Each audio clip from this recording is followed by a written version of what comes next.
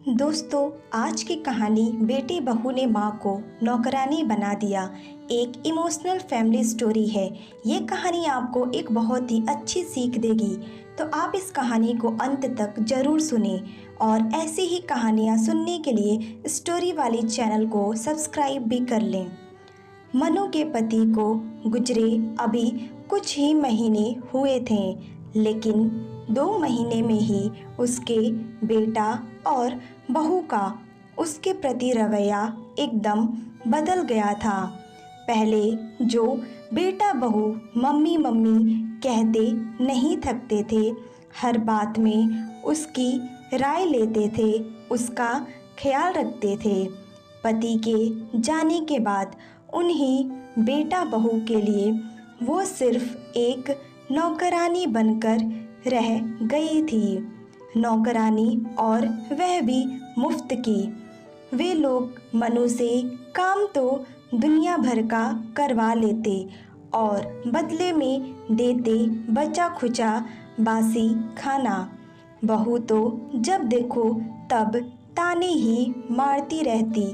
जब खुद का जाना बेटा ही ताने मारने में पीछे नहीं रहता तो बहू को क्या दोष दें। मनु को कई बार लगता कि घर छोड़कर कहीं चली जाऊं, लेकिन 63 साल की उम्र में जाए तो कहाँ जाए। यही सोचकर बेटा बहू के सभी अत्याचार चुपचाप सहन कर रही थी।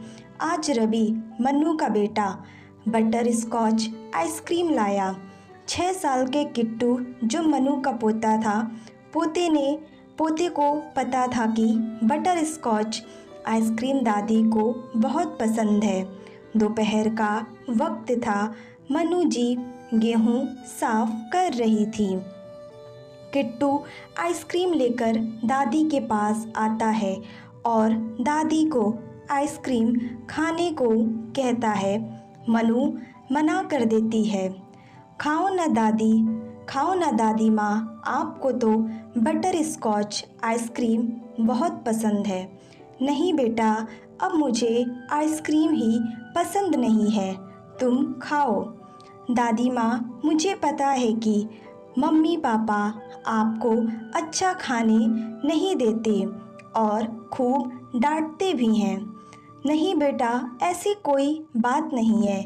मैं अब बूढ़ी हो गई हूँ ना, इसलिए अब मेरे से काम बराबर होता नहीं, मेरे से गलतियाँ हो जाती है।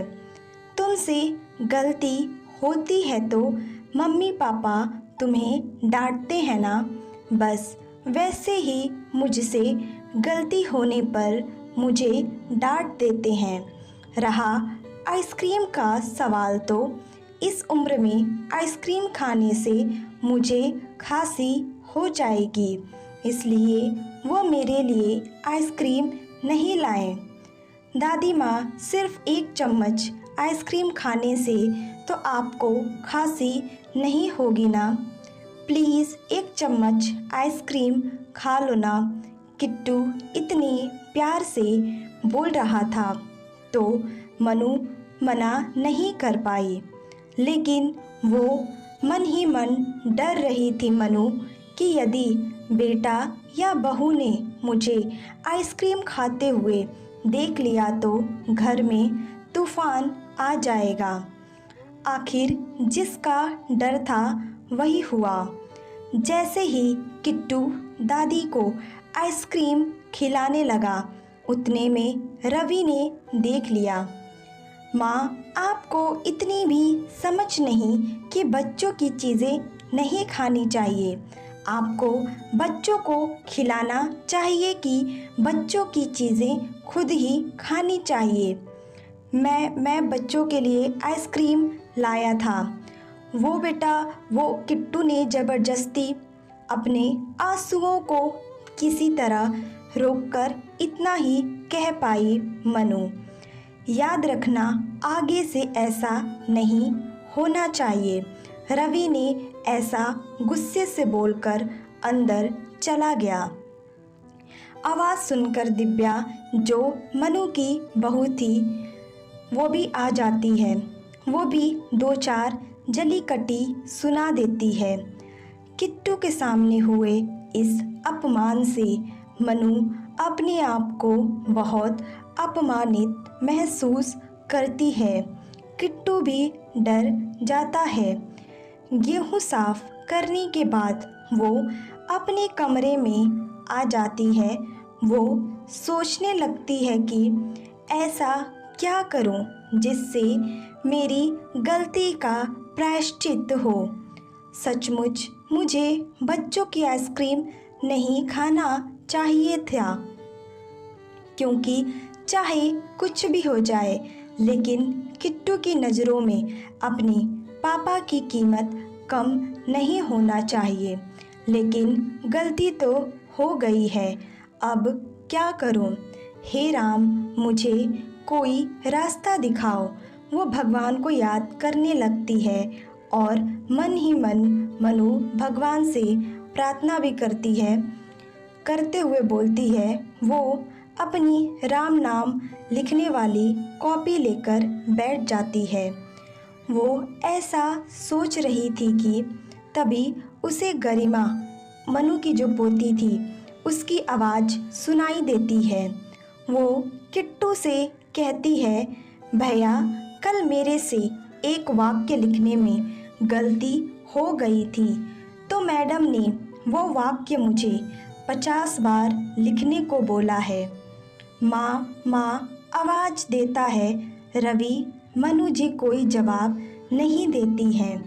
सोई होगी अपने कमरे में, सोने के सिवा काम ही क्या है माँ को। दिव्या बोलती है रवि को, तुम चुप रहो और हाँ, हर बार बीच में बोलने की ज़रूरत नहीं है। रवि भन्ना कर बोला। रवि माँ के कमरे में जाता है तो देखता है कि माँ सोई हुई है। पास ही में माँ की राम नाम लिखने वाली कॉपी खुली हुई थी। शायद मनु लिखते लिखते थक कर सो गई होगी। अचानक रवि की नज़र कॉपी पर जाती है तो उसे दिखता है कि कॉपी में राम नाम की जगह और ही कुछ लिखा हुआ है। वो पढ़ने लगता है। मनु ने लिखा था, रवि बेटा मुझे माफ़ कर दे, मैं आगे से कभी भी आइसक्रीम नहीं खाऊंगी। यही दो वाक्य कई बार लिखे हुए थे।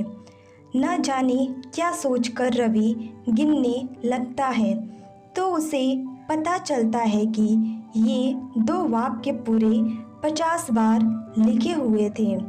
अचानक उसे उसका बचपन याद आ जाता है कि माँ कैसे कई बार उससे गलती होने पर भी पापा की डांट से उसे बचाती थी, कैसे उसे गलती सुधारने को कहती थी।